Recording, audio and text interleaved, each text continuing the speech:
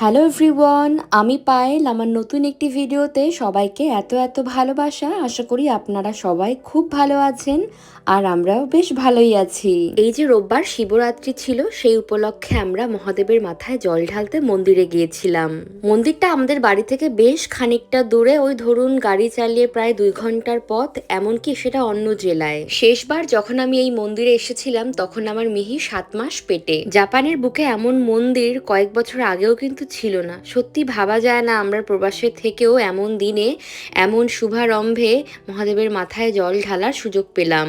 পুজোর দিন আমি আজকে সকাল থেকেই উপোস, এমনকি গতকালকেও আমি নিরামিষ খেয়েছি। কাঞ্চন উপোস বা উপবাস যেটাই বলুন না কেন ও করেনি, তবে ও বললো ঠাকুরের মাথায়ও জল ঢালতে চায়। আমরা বেশ অনেক সকাল সকাল এসে পড়েছি। এখন বাজে প্রায় 11:30টা মতো। তো প্রায় আধা ঘন্টা আগে আমরা এখানে পৌঁছে গিয়েছি। এসেই যেমনটা দেখতে পেলাম, প্রচুর মানুষের সমাগম হয়েছে। বুঝতেই পারছেন ছুটির দিন পড়ায় আরোই কেউ মিস করেনি। আরও এই যে ভারতীয়রা আমরা জাপানের মাটিতে থাকি, জাপানে জানেন তো অত মন্দির বা এত কিছুর অপশন খুবই কম। এমনকি আমি যখন প্রথম এই দেশে আসি সেই 2018 সালে, তখন কিন্তু এত মন্দিরের অপশন ছিল না। বেশ কয়েক বছর হলো এই সোশ্যাল মিডিয়া এত রমরমা হওয়ার ফলে সবকিছুর খোঁজ খবর পাচ্ছি। আজকে আমরা যে মন্দিরে এসেছি এর থেকে আরো কিছুটা দূরে আরেকটি রাম মন্দির রয়েছে। এটিও রাম মন্দির, তবে সেখানেও আমরা আজকে যাব। প্রথমে এটাতেই যে কেন এলাম জানি না, আসলে ঠাকুর তো সব জায়গায় এক, শুধু তার স্থানটাই আলাদা।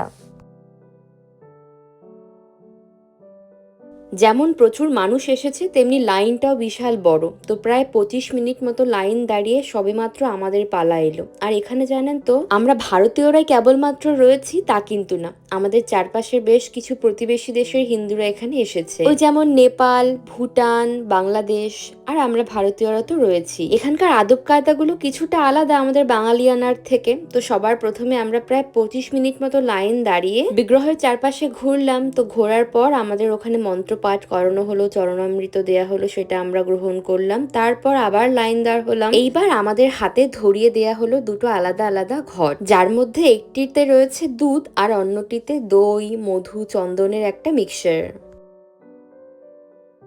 যেহেতু আমরা হাজব্যান্ড ওয়াইফ দুজন, তাই একটা ঘটি নয় বরং দুটো আলাদা আলাদা ঘটিতেই আমরা জল ঢালবো। তাই যারা এই মন্দিরের তত্ত্বাবধানে রয়েছেন তারা আমাদেরকে দুটো ঘটি দিয়ে গেলেন। আমি এখন সত্যিই বুঝতে পারছি ঈশ্বর না চাইলে ঈশ্বরের ডাকে কিছুতেই সাড়া দেয়া যায় না। তা নয়তো আবার কি বলুন, এই 8টা বছর হয়ে গেল আমি কোনোদিন এই মন্দিরে এসে শিব ঠাকুরের মাথায় জল ঢালার সৌভাগ্য অর্জন করতে পারিনি। আজকে এতগুলো বছর পরে আমার সেই সৌভাগ্য হয়েছে। অনেকেই আছেন যারা নিয়মকানুন সম্পর্কে অতটা অবগত না, বা নতুন জায়গায় এসেছেন বলে সমস্তটা নাও জানতে পারেন। তো তাদের জন্য কিন্তু আলাদা করে ব্যবস্থা রয়েছে। ফল, ফুল, চন্দন, দই, দুধ সবকিছুর আলাদা আলাদা মন্দিরে ব্যবস্থা রয়েছে।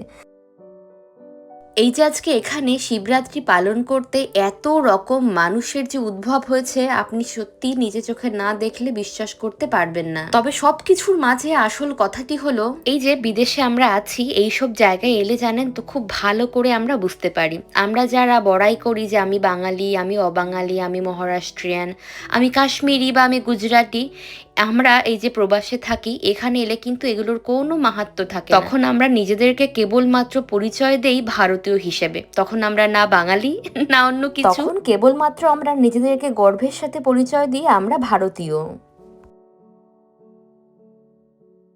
এই যে টেবিল ভর্তি নানান রকম প্যাকেটওয়ালা দুধের প্যাকেট দেখছেন, এগুলো সবই হলো দর্শনার্থীদের আনা। তো যারা ব্যবস্থাপনার দায়িত্বে রয়েছেন তারা যেটা করছে, সবার হাত থেকে দুধের প্যাকেট বা দইয়ের প্যাকেটগুলো নিয়ে নিচ্ছে। এবার ওটা তো শুধুমাত্র দুধ, তো তার সাথে তো অনেক কিছু মেশানোর ব্যাপার থাকে, যেমন মধু, চন্দন, ঘি, গঙ্গা জল, ফুল, বেলপাতা সবকিছুই। আর প্যাকেট সমেত তো দুধ দিয়ে ঠাকুরকে অভিষেক করা সম্ভব নয়।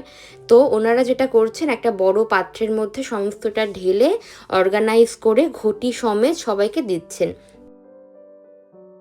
অনেকেই আছেন যারা আবার ঠাকুরকে দেওয়ার জন্য সঙ্গে করে অনেক ফল মিষ্টি এগুলো এনেছেন, তো তাদের সবার থেকে এই টেবিলে ফলগুলোকে কালেক্ট করা হচ্ছে। এরপরে আবার হাবান হবে, যজ্ঞ, তখন এগুলোকে কাজে লাগানো হবে। সবই ঠিক ছিল, তবে প্রচুর মানুষের ভিড়, তো তাই ওনারা বড্ড তাড়াহুড়ো দিচ্ছেন, এটুকুই যা খারাপ লেগেছে। মন ভরে যদি ঠাকুরকে একটু ডাকা যেত তাহলে খুব ভালো হতো। আসলে এটাও সত্যি, যেহেতু সীমিত সময়ের আয়োজন আর মানুষের সংখ্যা প্রচুর, তাই সবাইকে সুযোগ দেওয়ার জন্যই সময়টাকে কমিয়ে দেওয়া হয়েছে। জল ঢেলে এই যে এখন মন্দিরের সামনে বিশাল বড় জায়গা জুড়ে আর্টিফিশিয়াল গ্রাসের কার্পেট বিছানো রয়েছে, প্রচুর খোলামেলা জায়গা, তাই আমি এখানে মিহিকে ছেড়ে দিয়েছি। কাঞ্চন দেখো দেখো হামাগুড়ি দিচ্ছে, ধরো না ওকে, ধরো না, ছেড়ে দাও। ম্যাও ম্যাও, মিহি মিহি ম্যাও ম্যাও ম্যাও ম্যাও। এখন চলুন মূল মন্দির থেকে আপনাদের ঘুরিয়ে আনি। এই কিছুক্ষণ হলো দুর্দান্ত শিব ঠাকুরের ভজন শুরু হয়েছে। মন্দিরটির ভিতরে ঢুকলে এক অন্যরকম প্রশান্তি কাজ করে, আপনার মনেই হবে এই আপনি বিদেশে নয় বরং নিজের দেশেই রয়েছেন। তবে মন্দিরটির নামকরণ শুধুমাত্র রাম মন্দির হলেও এখানে কিন্তু রাম লক্ষ্মণ সীতা ওনারা ছাড়াও আরো অনেক দেবদেবতা উপস্থিত রয়েছেন।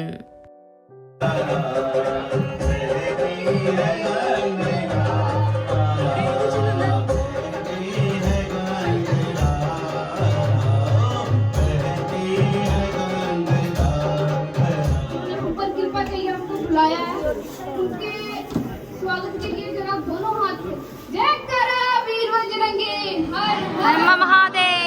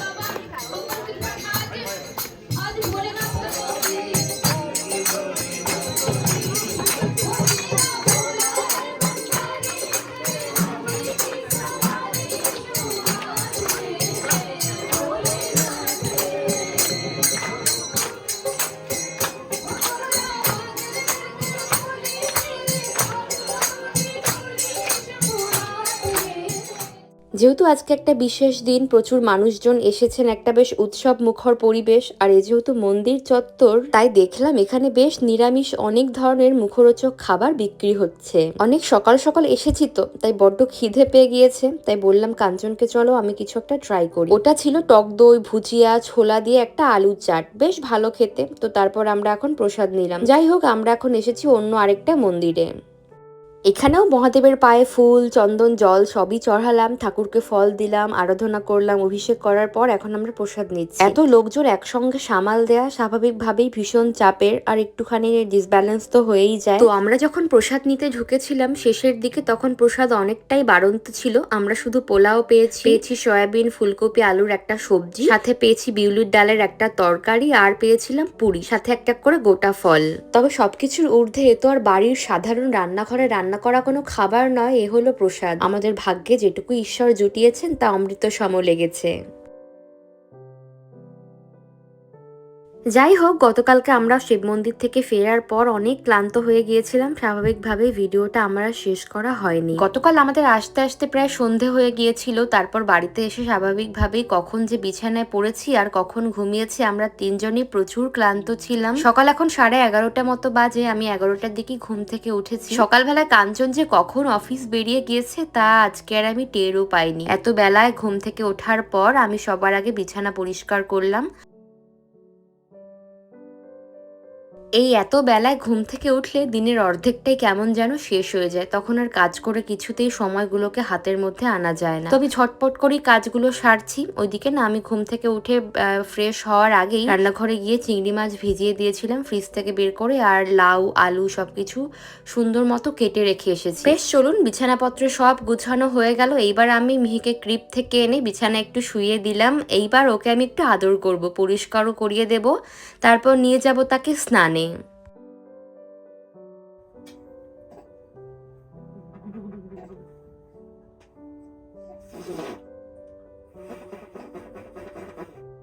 এই যে কিচেনের সিঙ্কে বাথটব বসিয়ে মিহিকে স্নান করানোয় আমি না অনেক উল্টোপাল্টা কমেন্ট পেয়েছি। আসলে সবাই তো আর এই জায়গাগুলোর পরিস্থিতি বুঝে কথা বলে না। তো আমরা যারা প্রবাসে থাকি তাদের কিন্তু ওই দেশের কালচার মেনে থাকলে চলে না। এখানকার ডক্টর নার্স বা এখানকার পারিপার্শ্বিক সামাজিকতা যা বলে আমাদেরকে ঠিক তেমন ভাবেই চলতে হয়। মিহি হওয়ার পর আমাকে হাসপাতাল থেকে যে ট্রেনিং দেওয়া হয়েছিল স্নান করানোর জন্য, সেখান থেকে আমাকে এটাই রেকমেন্ড করা হয়েছিল আমি যেন কিচেন সিঙ্কে দাঁড়িয়ে দাঁড়িয়ে মিহিকে স্নান করাই। তাহলে ছোট বাচ্চাকে একা স্নান করানোতে মায়ের কন্ট্রোল থাকবে। আর এদেশের মানুষ সাধারণত তাই করে।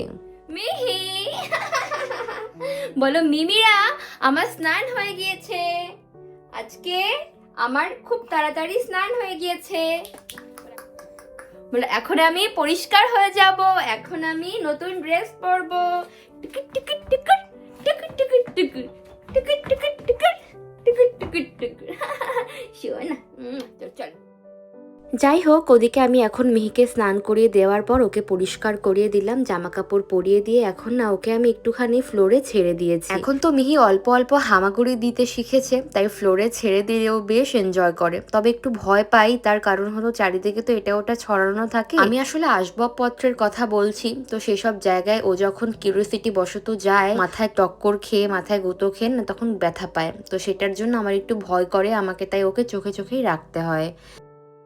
এদিকে আমার রান্না বান্না হয়ে গিয়েছে ভীষণ চটজলদি। আমি আজকে একটা তরকারি ভাতই বানালাম। ভাত বলতে গতকালকের ভাতই কিছুটা ছিল, তো সেটুকুই আমি নিয়ে নিয়েছি। আর অল্প একটু শোল মাছ ছিল ফ্রিজে, সেইটুকু দিয়ে অল্প কিছু আর কি বানাতাম, তাই চিংড়ি মাছের সঙ্গে ওটাও মিশিয়ে লাউটা বানিয়ে ফেলেছি। নরম সবজি, তাই চটজলদি ভীষণ সিম্পল ওয়েতে তাড়াতাড়ি খাবারটা বানিয়ে ফেললাম। এখনই গরম গরম ভাত, একটু তরকারি আর দুটো ডিমের পোচ বানিয়ে নিয়েছি। চলুন, প্লেট ভর্তি খাবারটা সুন্দর করে গুছিয়ে নেওয়ার পর আমি এখন ঝটপট করে খাবারটা খেয়ে ফেলি।